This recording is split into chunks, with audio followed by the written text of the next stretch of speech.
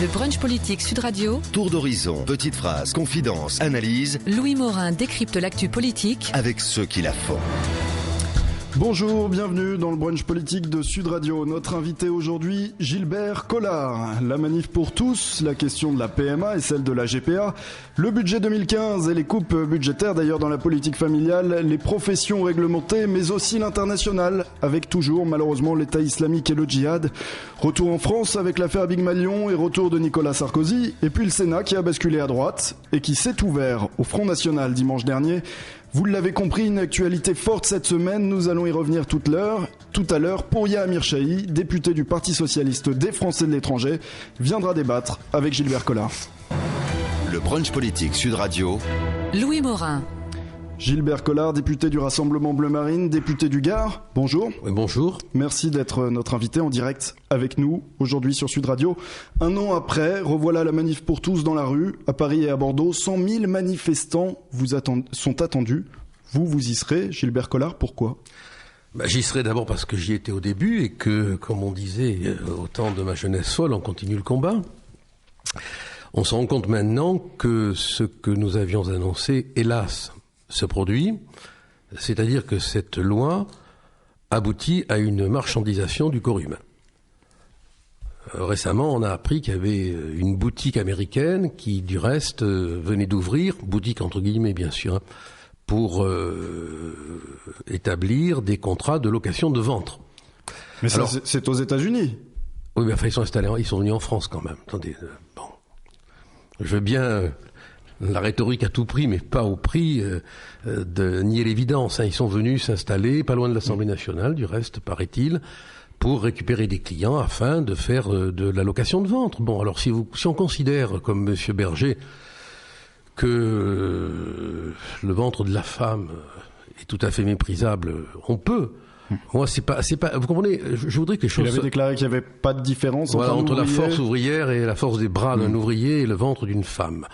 Bon, pour trouver un propos plus machiste, paradoxalement, il n'y a pas. Hein.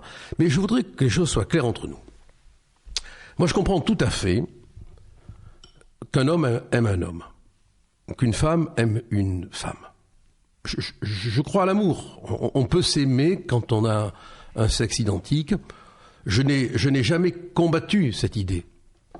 De la même manière que deux hommes peuvent vivre ensemble sans que ça me choque. De même pour deux femmes, ça ne me choque pas. En revanche, dès l'instant où il est question de la filiation, et je dirais même que prudemment, je fonde mon opinion sur le fait qu'on n'a pas de recul. Voyez-vous, je ne suis pas d'un catégorisme dictatorial dans la pensée. Hein. On n'a pas de recul, on ne sait pas quel peut être l'impact de ces couples unitaires sur le psychisme en construction d'un enfant. Donc vous êtes contre, même lorsqu'il s'agirait d'une éventuelle adoption ? Oui, si elle est faite dans les conditions qui aboutissent finalement, soyons clairs, à une marchandisation de l'enfant, et surtout, c'est la question centrale. Vous savez, on essaye constamment de déplacer les problèmes pour les nourrir de polémiques qui finalement sont vaines. C'est pas l'amour homosexuel qui est en cause. Ça serait absurde, voire quelque part un peu inhumain, parce que s'aimer, c'est un droit que tout le monde a. Mais c'est dès l'instant où on touche, et j'ai plein d'amis homosexuels qui sont d'accord avec moi sur ce point, à la question de la procréation. On avait dit, attention, on va assister à une commercialisation, une marchandisation. On avait dit, non, pas question. Bon, on voit la Commission européenne, on voit la Cour de cassation. Ça y est. Je vous dirais, permettez à l'historien modeste que je suis de vous dire que c'est pas nouveau. Hein. On a retrouvé des contrats qui dataient du bas empire romain, au moment de la chute de l'empire.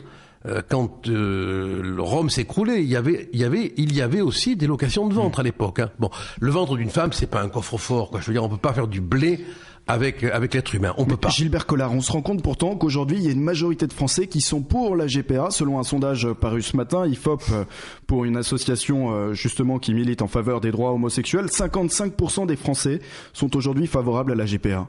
Non mais là encore, Moi, je suis fatigué de tous ces sondages. Enfin, chaque journaliste a son sondage du jour, qui fait sa culture du jour, sa référence du jour, son savoir du jour.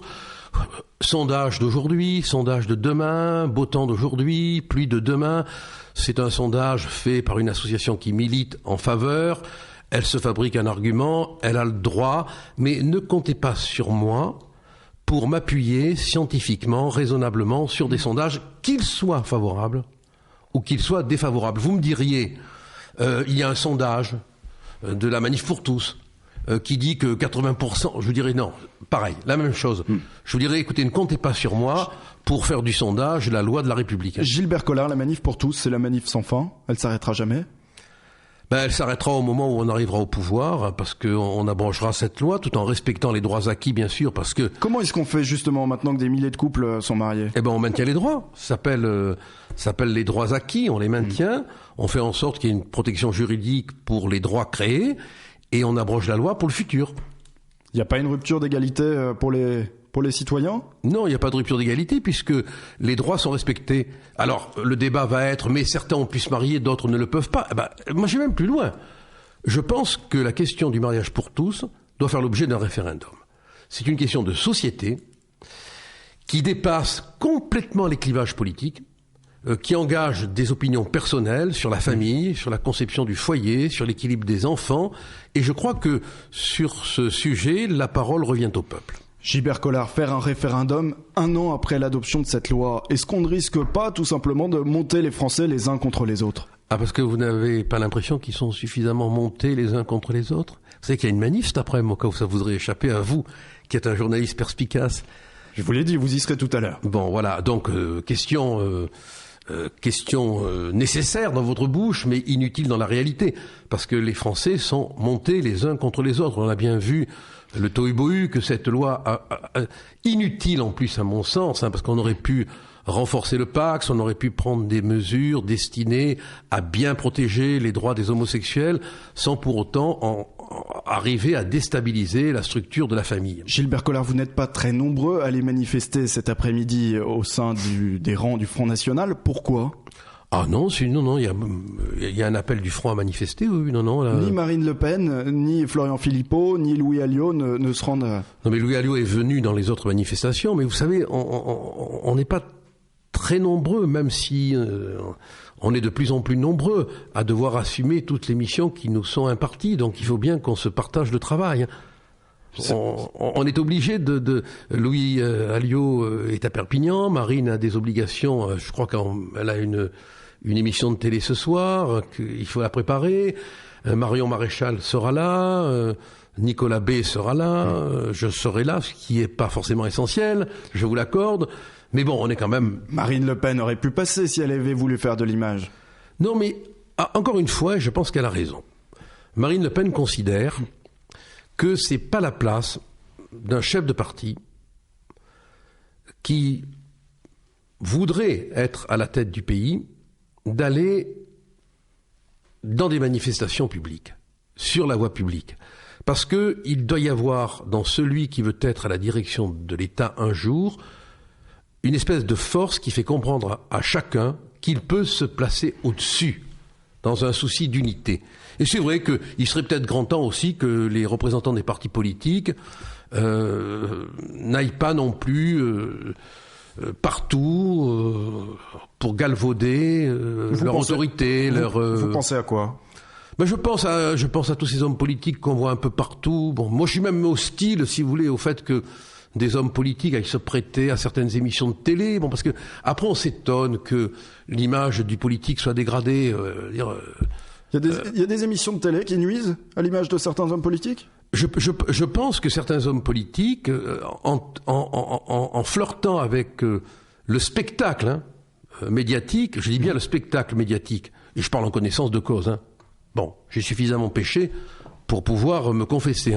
Se dégradent, s'abîment, et en même temps ils abîment la fonction. Les Français ont besoin d'hommes et de femmes politiques qui soient capables d'être dans le politique et non pas dans le show politique. Gilbert Collard, on a évoqué la GPA tout à l'heure. Manuel Valls a déclaré vendredi qu'il n'était pas question d'autoriser la GPA en France. Et mieux, il veut même interdire aux Français d'y recourir à l'étranger. Finalement, vous êtes d'accord avec lui ? Non, il est d'accord avec nous. nuance, parce que c'est incroyable, hein. Il est d'accord maintenant avec nous, ce qui prouve qu'on arrive même à convaincre parfois Emmanuel Valls. C'est pas mal. Mais on a quand même été les seuls et les premiers à le dire. Alors, qu'il reprenne une de nos idées, tant mieux. Moi, je peux que l'en féliciter. J'espère qu'il en reprendra d'autres. Et sur la question de la PMA ? Pareillement.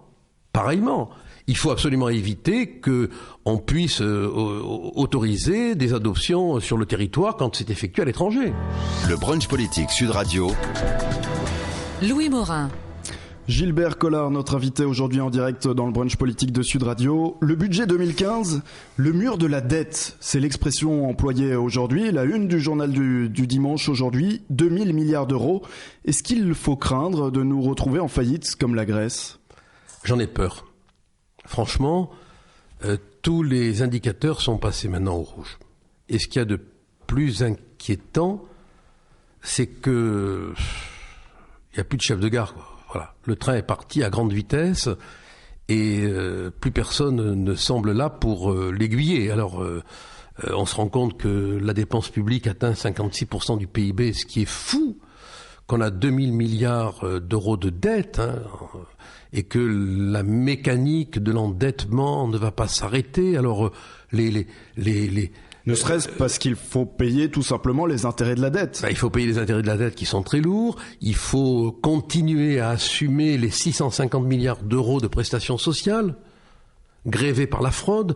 Bon, je vais être très direct. Vous auriez un politicien classique, il vous ferait un cours de mathématiques avec des stats pendant un quart d'heure.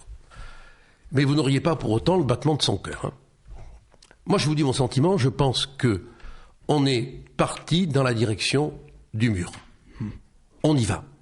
Et rien n'est fait parce qu'on n'a pas le courage de prendre les décisions qui déplaisent aux syndicats, aux majorités, aux minorités dans les majorités, à l'intelligentsia qui terrorise tout le monde. On n'a pas le courage de prendre les décisions. C'est vrai, mais je veux dire que quand on regarde l'histoire de France, on constate que tous nos malheurs sont venus de là. Gilbert Collard, 50 milliards d'euros d'économie. Que peut faire le gouvernement de plus pour lutter contre... Mais écoutez, on va prendre un exemple très précis.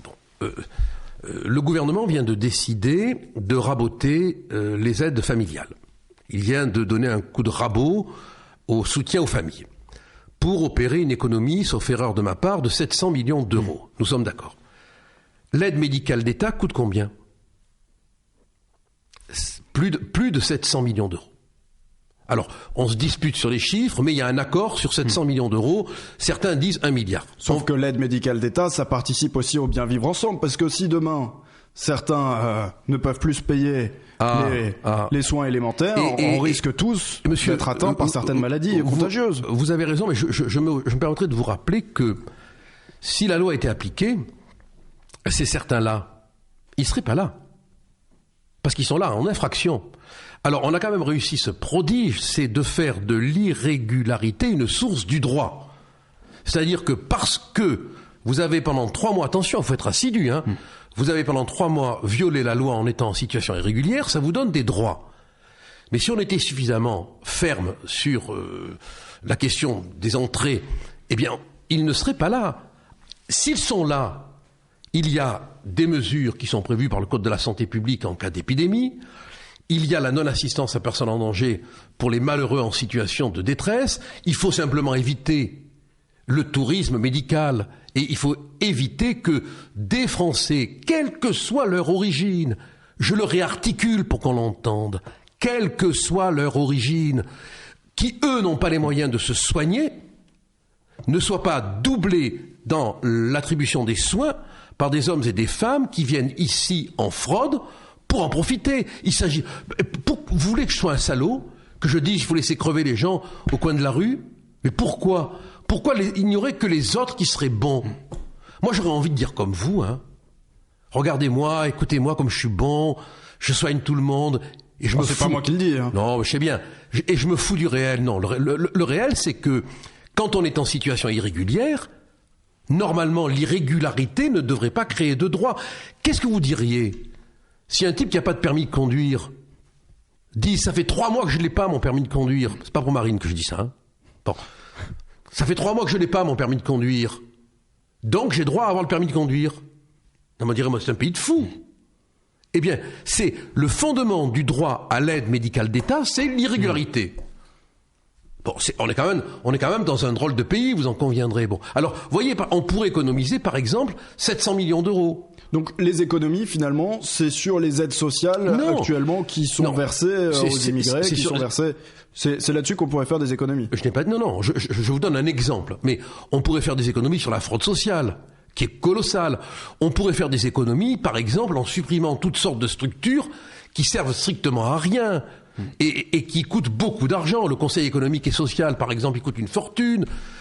Très franchement, je ne veux pas me fâcher avec mes amis du Conseil, mais on pourrait vivre sans eux. Bon, de la même manière que on pourrait déplacer des attributions vers les députés. Cela ne coûterait rien. Je n'ai jamais compris pourquoi le député n'est pas de droit défenseur des droits, par exemple. Il est le représentant du peuple, il représente une population dans un territoire de France, et il n'est pas le défenseur légitime des droits. On pourrait faire plein d'économies en attribuant des missions à des hommes et à des femmes dont le mandat fait que naturellement ils pourraient en être investis. Il y a plein d'économies à faire. Alors Gilbert Collard, sur le budget 2015, en tout cas il sera présenté devant la Commission européenne, ce sera le 15 octobre. Là, c'est le mauvais moment. Hein. Dans 10 jours, le problème c'est que la France sera encore à 4,3% du PIB, après 4,4% cette année, 4,3% donc l'année prochaine en 2015, hein, sur le budget 2015. Finalement, ces indicateurs de déficit public, c'est une bonne chose que Bruxelles y veille. Mais oui, c'est une sorte de garde-fou. C'est un peu comme si vous disiez c'est une bonne chose que le geôlier ait les clés, quoi. Voilà. Oui, le geôlier a les clés. Oui, voilà, bien sûr. Mais nous, on est dans la prison, vous comprenez. Sauf qu'aujourd'hui, s'il n'y avait pas la Commission européenne. Mais s'il n'y avait pas la Commission européenne, s'il n'y avait pas l'euro, s'il n'y avait pas la soumission à la politique américaine, s'il n'y avait pas l'incapacité à réformer le statut des intermittents du spectacle, s'il n'y avait pas l'incapacité à imposer des réformes aux frontières pour éviter la concurrence déloyale, s'il n'y avait pas l'absence de règles communes sur le plan fiscal. Bon, d'accord, avec des si, on mettrait Hollande en bouteille et ce serait du gin tonic. Quelle solution, selon vous ? Là, il faut vous écouter, il faut tout refaire. Mais moi, je pense qu'on est à la veille de grands bouleversements. On est arrivé au moment climatérique, comme disent les historiens, où les choses vont devoir changer, où les hommes politiques seront capables d'accompagner le changement, où malheureusement il s'imposera d'une autre manière par la colère du peuple. Parce qu'il ne faut pas croire non plus que toutes opinions confondues, que ce soit de gauche, de droite, de la droite classique, de la droite nationaliste, de la droite molle, de la gauche extrême, bon, peu importe. Il y a une usure quand même. Enfin, quand on aime la France, on ne peut pas se satisfaire de l'image qu'elle donne. On ne peut pas. Et je pense que de ce point de vue-là, tout le monde peut s'accorder. Gilbert Collard, autre source de revenus qu'essaye de dégager le gouvernement, les professions réglementées. Les professions réglementées manifestaient encore cette semaine, mardi dernier, et pour le Parti socialiste, rien ne justifiait leur mobilisation. Est-ce que vous comprenez l'inquiétude des pharmaciens, des notaires, des avocats, des huissiers ? Des avocats, j'imagine ? Bon, mais écoutez, ce sont des professions qui ont fait la preuve de leur utilité depuis des siècles. Elles sont réglementées, ce qui est quand même une garantie. Parce que je préfère avoir affaire à un pharmacien qui a un conseil de l'ordre qui le surveille qu'à monsieur Leclerc, que j'estime au demeurant beaucoup. Bon, toutes ces professions font partie d'une espèce de tradition de la relation de travail, de la relation contractuelle dans la médecine, dans le juridique. Et on veut, parce que Bruxelles l'exige, tout déglinguer. On n'a pas d'autre chose à faire pour l'instant. Pas uniquement on n'a pas parce que Bruxelles l'exige. Non, pas uniquement. Mais aussi parce que ça pourrait permettre de dégager 6 milliards d'euros. Oui, mais c'est ce que dit le gouvernement aujourd'hui. Mais regardez, avec l'aide médicale d'État, on en dégage 7. Est-ce que ça vaut le coup de détruire des professions qui, depuis des siècles, organise le tissu social, pacifie la relation. Parce que vous savez, quand vous avez une succession, que vous êtes chez le notaire, moi il m'est arrivé d'accompagner des clients, on est content qu'il y ait le notaire, hein. Parce que souvent, ça dégénérerait.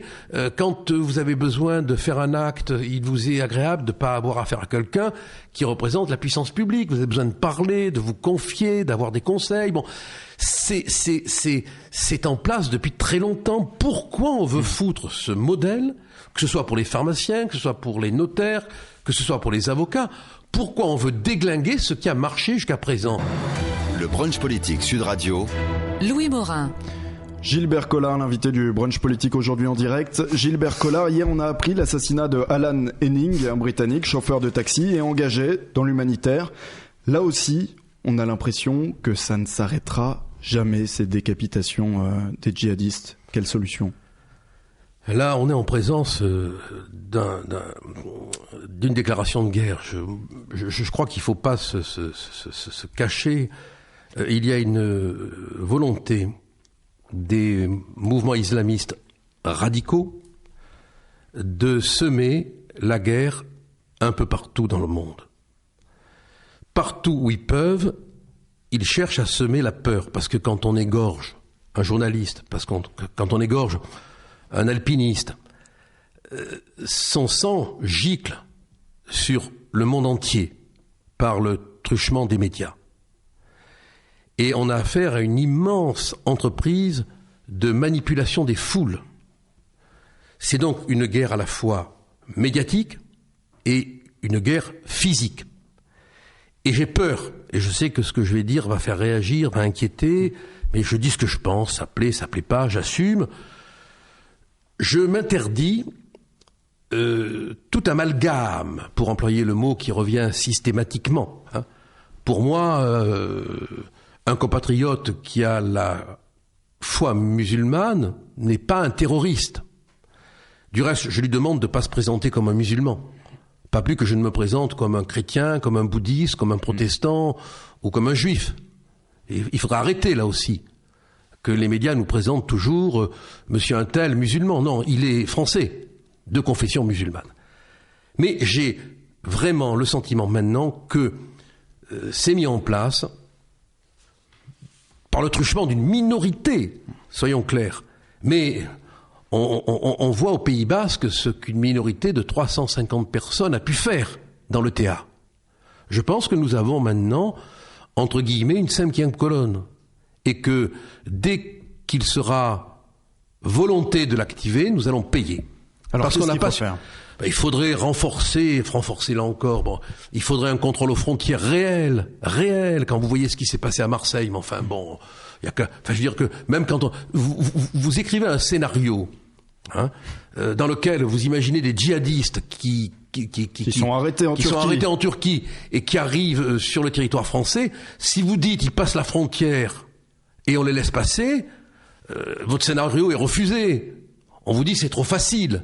Vous utilisez ce qu'on appelait autrefois le Deus ex machina, ça marche pas. Bon, pourtant ça marche, c'est vrai. Ça peut pas exister au cinéma, mais ça existe avec Monsieur Cazeneuve. Bon. Donc qu'est-ce que ça veut dire concrètement? Ça veut dire qu'il faut donner plus de moyens aujourd'hui à l'intérieur pour lutter contre le terrorisme. C'est même plus une affaire de moyens. C'est une affaire de volonté. C'est une affaire de courage et de volonté. La force morale, ça existe, merde. On manque de force morale. Quand on voit qu'on en est à créer des centres de désendoctrinement, ça veut dire quoi, ça? Vous auriez désendoctriné un SS, vous? Et si on veut les désendoctriner... Alors qu'est-ce qu'il faut faire? C'est bien qu'ils ont été... ces jeunes qui sont tentés aujourd'hui par le djihad. Mais c'est bien qu'ils ont été endoctrinés. Que ne s'intéresse-t-on à ceux qui endoctrinent? Pourquoi on les tolère? Pourquoi on apprend qu'un ancien... Ça se fait souvent par Internet. Non mais attendez, ça se fait par Internet, ça se fait par le truchement de la librairie, ça se fait par le truchement des médias, ça se fait par des réunions... Vous voulez qu'on reprenne le fameux documentaire qui a été fait sur les islamistes et qui a été diffusé plusieurs fois? Il est édifiant. Bon, on n'a pas le courage de s'attaquer à ceux qui endoctrinent. Alors, on invente, c'est vachement à la mode ça, hein, des cellules de désendoctrinement. Non mais c'est le désendoctrineur qui va partir endoctriner, hein. Gilbert Collard, on entend beaucoup le Front National réagir à la question du djihad dès lors que ça touche la France à l'intérieur de ses frontières. On entend un peu moins le Front National sur les frappes contre l'État islamique. C'est-à-dire que notre réaction est à la hauteur de nos moyens, quoi. Avec nos 6 avions, on peut quand même pas pétarader. Bon, on est là-bas, c'est bien, on y est. Mais bon, faut quand même pas exagérer. Et là aussi, il faut ramener les choses dans la réalité. C'est mieux que rien sur le plan symbolique, mais à condition non plus de ne pas être trop aux ordres des Américains, de ne pas trop les suivre et de ne pas déstabiliser, le mot n'est plus à sa place, mais ne pas aggraver, si tant est que ça soit possible, la situation au Moyen-Orient. Mais alors qu'est-ce que vous vous dites ? Vous vous dites c'est une bonne chose d'aller lutter contre les islamistes là où ils sont ? Ou est-ce que vous vous dites la France n'a pas à engager de l'argent pour aller pacifier des territoires étrangers ? Moi, si j'avais la décision à prendre, je ferais un état des comptes. Est-ce qu'on peut ou est-ce qu'on peut pas ? Si on peut, on y va. Si on peut pas, on n'y va pas. Et on se concentre sur l'intérieur. Parce qu'encore une fois, je veux pas répéter la même chose, mais quand on voit la manière dont notre sécurité intérieure est assurée, on peut quand même s'inquiéter. Bon alors, vous craignez aujourd'hui ? Ah oui, je crains, oui. Je pense qu'on sera frappé, oui. Je pense, je le crains vraiment. Et j'ai le sentiment que tous nos efforts doivent porter sur la sécurité intérieure. Je dirais, je suis pas le seul à le craindre. Emmanuel Valls, à la tribune de l'Assemblée, a parlé de péril mortel. Il a été très clair là-dessus. Ça n'a pas été beaucoup repris, mais son propos à l'Assemblée, devant les députés, a été très précis. Le péril est mortel. Gilbert Collard, un mot du Sénat. Dimanche dernier, le Front National a fait son entrée au Sénat. 2 sénateurs. Concrètement, ça va changer quoi ? Mais rien ne change rien. Sauf que 2 sénateurs, ça veut dire que les hommes et les femmes qui veulent que nos idées les représentent ont des représentants symboliques. Vous me direz, 6 avions, c'est pas grand-chose, mais vous en parlez comme si c'était une escadrille. 2 sénateurs, c'est pas mal non plus. 6 avions qui font quand même des frappes aériennes ciblées contre des terroristes. Ah ça c'est sûr que ni Racheline ni Ravier ne vont planer au-dessus du Sénat. Mais le fait qu'ils y soient, planer ou voler, mais le fait qu'ils y soient démontre que nous avons fait notre entrée dans toutes les institutions de la République. Donc 2 sénateurs justement pour le Front National. Est-ce que c'est un bon résultat ? Vous vous attendiez à mieux ? Mais je m'attends toujours à mieux, moi, parce que comme je suis pas sorcier, je suis optimiste. Bon, donc voilà. Donc j'espère toujours que ça ira mieux et que les choses iront mieux. Mais le vote de nos 2 sénateurs démontre une chose, c'est que par rapport aux grands électeurs que nous avions, nous avons recueilli beaucoup plus de voix. C'est-à-dire que des conseillers municipaux, des conseillers généraux, des élus, alors là c'est pas le populisme, comme on dit, qui s'exprime. Des élus d'autres étiquettes. Des élus d'autres étiquettes, bien évidemment, parce que les grands électeurs sont réputés avoir les mêmes appartenances que nous. Des grands électeurs qui n'ont pas notre étiquette politique ont voté pour nous. Ce qui veut dire quand même que les choses bougent. Ce qui veut dire que même eux ne croient plus en la politique quelque part, puisqu'on sait que c'est la désaffection du politique qui fait élire le Front National la plupart du temps. C'est vous qui le dites, ça. La désaffection du politique ferait du politique. Vous vous rendez compte de la tautologie que vous soutenez là ? On en voit, à moins que le Sénat soit pas de la politique. D'accord. Si vous me dites que le Sénat, c'est la grande braderie d'hiver ou d'été, je veux bien, mais finalement, non, mais là, excusez-moi de vous reprendre là-dessus, mais quand on fait élire 2 sénateurs, on fait de la politique. Oui, mais faut-il encore s'interroger sur les causes qui permettent qu'ils soient élus ? Mais vous vous interrogez, vous, sur les causes qui fait qu'il y a des sénateurs UMP, vous interrogez sur les causes qui fait qu'il y a des sénateurs PS. Mais ils ont leur électorat. Eh bien, nous, on a le nôtre. Ouais. Et non seulement on a le nôtre et on l'assume, mais on a un électorat dormant qui est avec nous et qui maintenant n'a plus peur d'être sous l'édredon et qui va se montrer. Alors, il n'y aura pas de bataille de polochon, je vous rassure, mais il va se montrer. Mais vous avez aussi un électorat parmi des élus qui ont une autre étiquette que celle du Front National. Donc c'est pour ça qu'on peut se poser la question. Mais c'est pour ça qu'est le RBM, on est là aussi pour rassembler. On ne l'a jamais caché, ça. Un Sénat dans l'opposition, est-ce que ça peut arranger François Hollande ? Ah, ça peut à certains moments l'arranger. Moi, je suis de votre avis, oui. Oui, ça peut lui permettre de gagner du temps, ça peut lui permettre de faire des propositions de loi un peu un peu excessive. Ça peut lui permettre de regretter que de grandes réformes qu'il aurait voulu faire ne puissent être faites. Parce que malheureusement, il n'a pas la majorité requise au Congrès. Il n'aura plus les 3/5. Alors certain. Ça, non, ça c'est une évidence, oui. Puis ça peut lui permettre également d'avoir un contre-pied face aux frondeurs. Oui, aussi, oui, c'est ça ce que je vous disais. C'est un moyen Gilbert pour lui Collard, de... Au Front National, vous êtes contre le cumul des mandats. David Rachlin aussi. Stéphane Ravier également. Pourtant, ces deux maires ont été élus sénateurs et a priori, ils vont continuer de cumuler dans leurs fonctions. Je sais pas s'ils vont continuer à cumuler. Moi, j'avais cru comprendre qu'ils démissionnaient de l'un de leurs postes. Mais de toute façon, moi, je suis très clair là-dessus. La loi n'est pas entrée en vigueur. Aucun élu, sauf deux ou trois élus, n'a appliqué cette loi par anticipation. J'ai pas vu qu'on leur faisait des reproches.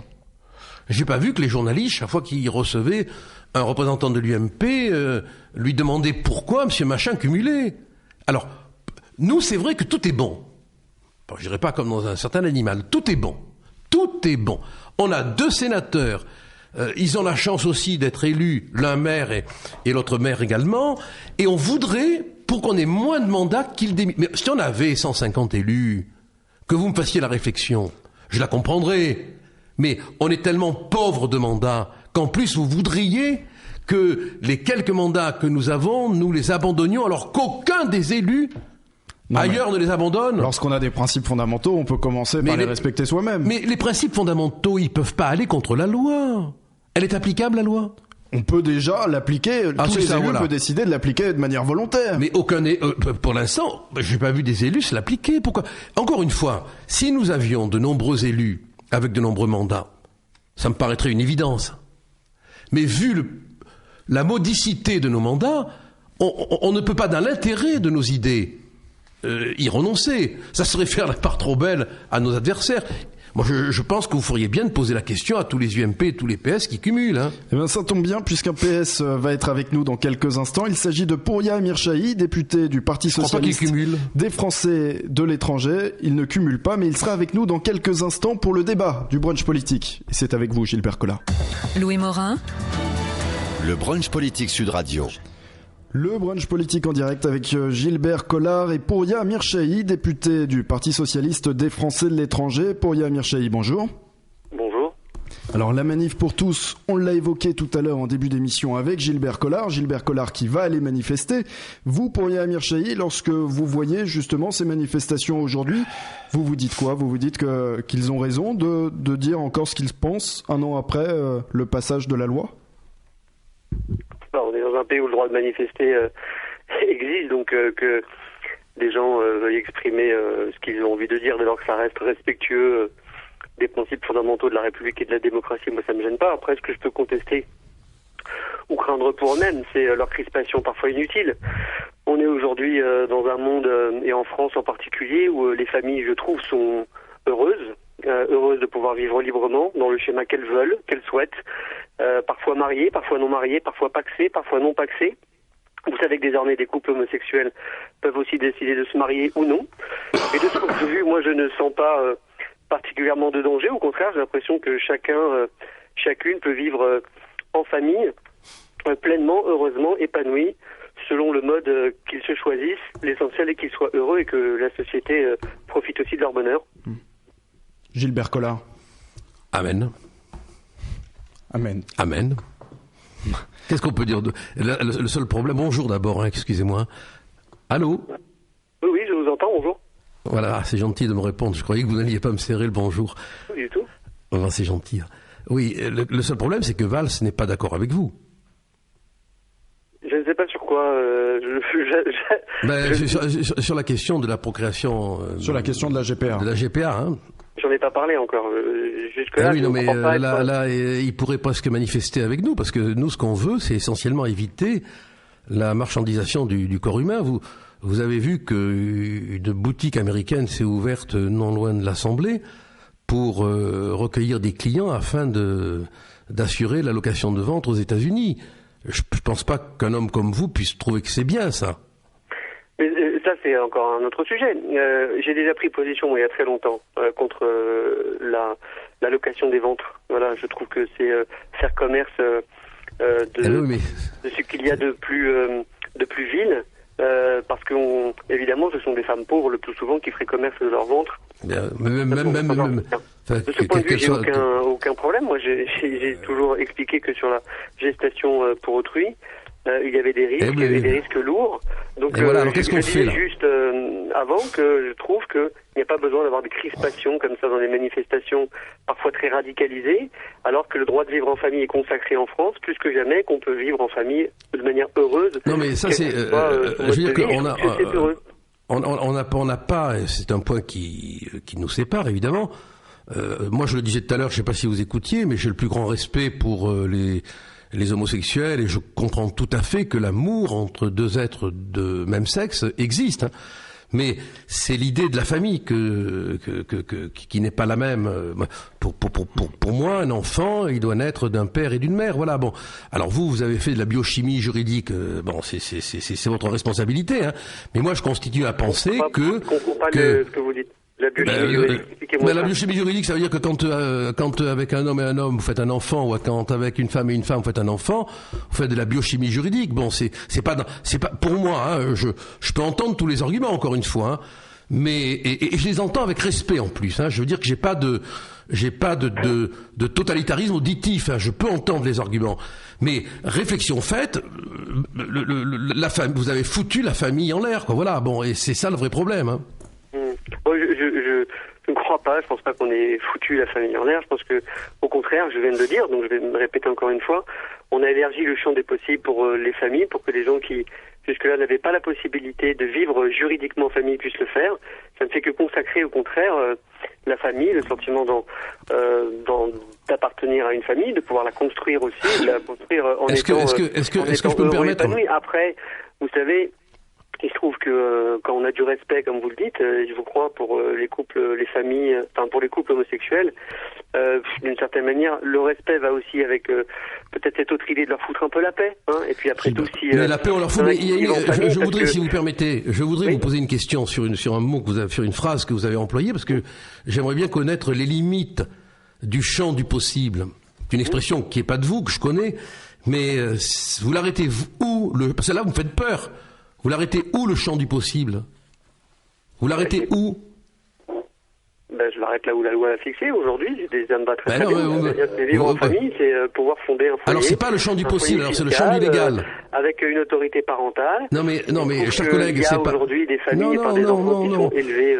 Non, il faut pas employer des phrases comme ça qui donnent l'impression qu'elles sont océaniques, alors qu'elles sont complètement verrouillées. C'est quoi le champ du possible ?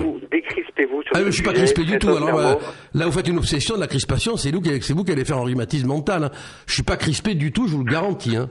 Je suis grippé, oui, grippé, mais pas crispé.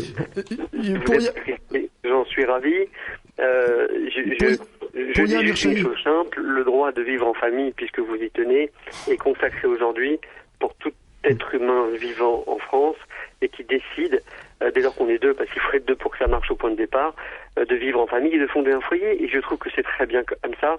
Il faut être deux. C'est bien déjà. Là, il y a un progrès. Là, il y a un progrès mathématique. Hein.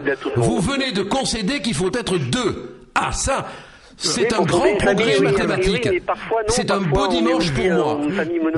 Mais ça, en général, on l'a pas défini. Non, mais attendez, merci de l'avoir dit. Ça me fait plaisir.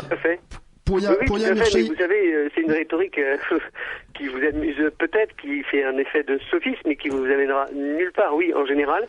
Alors si dans le champ du possible, je peux aller partout. Hein. On peut même retrouver sur la Lune. Hein. Ou pas. Attendez, on va le faire chacun à notre tour, sinon on va pas s'entendre. Donc oui, il faut être deux pour fonder une famille lorsqu'on est dans une autorité parentale, mais on peut aussi être en famille monoparentale. Ce sont les accidents de la vie, un divorce, une perte, un décès. Mais encore une fois, le fait que chaque être humain vivant en France puisse fonder une famille me va tout à fait. Je pense simplement, je finis sur cette phrase, que le droit à la vie douce et au bonheur doit être accessible à chacune et à chacun d'entre nous. Ah bah et c'est très bien ainsi, voilà. On souhaite à personne la vie dure et pénible. Hein.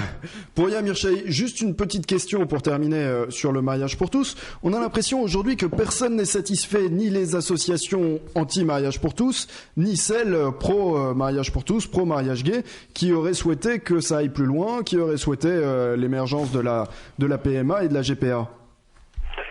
C'est sans doute qu'il y a...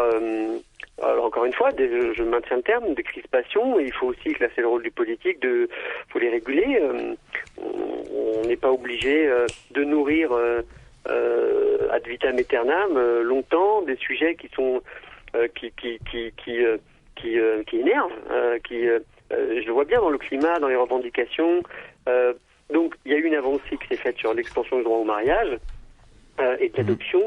Moi, je suis pour en rester là et que notre société intègre, digère, se fasse aussi à cette nouvelle norme juridique. Et vous avez vu d'ailleurs que les premières enquêtes d'opinion, je n'accorde pas une grande importance au sondage, mais enfin des enquêtes d'opinion significatives, montrent que, en tout cas pour ce qui concerne le mariage, peu de personnes, 1 an après, veulent revenir sur cette avancée. Tant mieux, restons-en là et puis nous verrons dans 5 ans, 10 ans, sur d'autres sujets de société, quelles sont les nouvelles avancées qui pourraient être faites. Mais en tout cas, sur la famille, j'ai eu l'impression qu'on a là un point d'équilibre satisfaisant. Voilà. Pouria Mirchaï, on va parler juste un mot d'économie, il nous reste plus beaucoup de temps. Arnaud Montebourg va s'exprimer aujourd'hui, Benoît Hamon également. Arnaud Montebourg est d'ailleurs dans votre département, Gilbert Collard, dans le Gard. Oui, il est très fréquenté, mon département, depuis quelque temps. Monsieur Valls vient, Monsieur Montebourg vient. C'est devenu un département recherché, tant mieux. Le Gard est une très belle région. Vous, Pouria Mirchaï, vous êtes plutôt dans l'aile gauche, vous avez même été classé comme l'un des frondeurs du Parti Socialiste. Finalement, aujourd'hui, vous attendez quoi d'Arnaud Montebourg ? Qu'il contribue, comme tout responsable politique, à formuler, à dessiner un chemin qui permette à la France de sortir d'une contrainte devenue difficile aujourd'hui à assumer, d'une politique de réindustrialisation qui assume une relocalisation des productions, et des productions industrielles en particulier, qui conditionne et qui, en gros, articule intelligemment à la fois une stratégie industrielle et économique, et d'autre côté, des exigences écologiques. Je m'explique. Par exemple, ce serait trop long puisqu'on n'a que quelques minutes. On a tout intérêt à relocaliser des productions industrielles et d'éviter des délocalisations. D'abord parce que c'est produire chez nous, donc produire aussi de l'emploi chez nous. Et ensuite parce que ça permet de diminuer des facteurs de pollution qui sont parfois, du fait du libre-échange, sans limite, qui peuvent être effectivement générateurs de pollution. Mais j'ai l'impression... Et donc ce sont des thèses, je finis juste cette phrase, que pour ma part, et je crois Arnaud Montebourg aussi défendons depuis longtemps, et ça veut dire aussi qu'une Europe resserrée autour de la zone euro, plutôt que une Europe dont on ne voit pas très bien toujours en quoi elle a la capacité aujourd'hui de rebondir. Et si ceux qui ont la monnaie en commun décident de s'associer pleinement pour être souverains sur leur monnaie, alors je pense que l'euro sera demain un espace régulé, mon cher collègue, à vous entendre. Attends, je peux placer un mot là. À vous entendre, j'ai l'impression que finalement Gilbert Collard, qui est devant moi, est tout à fait d'accord avec vos propos. Non, je suis pas. D'abord, il y a tout. Il met tout dans la même phrase. Bon, mais moi, je suis persuadé qu'il finira. Vous allez finir. Parce que en plus, c'est très décrispant comme fonction. Douanier en chef ou garde-barrière aux frontières, parce que pour réaliser les buts que vous proposez, qui sont tout à fait louables, et ça passe par le contrôle aux frontières, par des droits intelligents sur les produits, par tout ce qu'on propose depuis des années et des années, parce que sinon on n'arrive pas à relocaliser, on n'arrive pas à protéger notre main-d'œuvre, on n'arrive pas à défendre nos produits. Donc, sauf que ça vous fait mal de dire qu'on a raison. Vous en arrivez finalement aux mêmes conclusions que nous, mais vous ne vous donnez pas les moyens d'y arriver, parce que les moyens, c'est le contrôle intelligent aux frontières, c'est le contrôle des droits de douane, c'est une surveillance contre la concurrence déloyale, et tout ce qu'on a dit depuis des années et des années. Alors pour Pouria Mirchaï.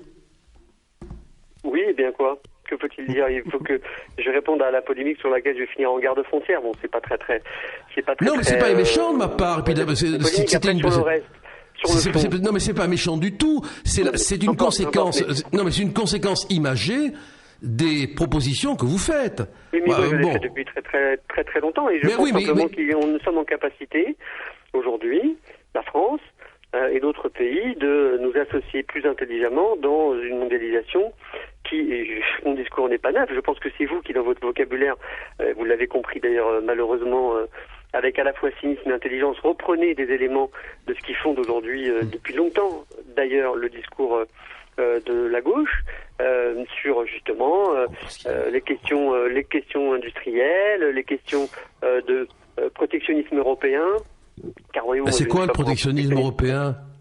Je vous l'ai dit tout à l'heure, par exemple, autour de la zone euro, ceux qui ont la monnaie commune doivent être en capacité d'abord d'être souverains sur leur monnaie, un peu comme le sont les Anglais, comme le sont les Japonais et bien d'autres. Eh ben voilà, c'est bien. Bien d'autres espaces. Laissez-moi finir. Bientôt vous allez abandonner l'euro, hein. Ben oui, mais c'est important. Et deuxièmement, de pouvoir commercer intelligemment, nous les Européens, avec d'autres espaces commerciaux du monde, c'est par des écluses tarifaires, par des conditionnalités avec les Chinois et d'autres. Et voyez-vous, vous pourrez toujours dire que vous le dites depuis longtemps, mais il se trouve que nous le disons depuis très très longtemps, et que si vous ralliez aujourd'hui... vous étiez au FN avant nous, alors. Monsieur Collard, voilà. Vous masquez le fait que vous êtes pour un protectionnisme national. Moi, je suis pour un protectionnisme européen. Oui, je suis pour protéger mon pays. Oui, et je l'assume. Oui, je l'assume. Pour Yamir Chailly, il nous reste vraiment plus que quelques secondes. Juste une dernière question très rapidement. Est-ce qu'aujourd'hui, vous vous dites que vous n'êtes encore... Est-ce que vous pensez que vous êtes encore écouté par François Hollande? Vous, les frondeurs du PS? Oui, en tout cas, on dialogue, on discute. Vous savez, encore une fois, la démocratie...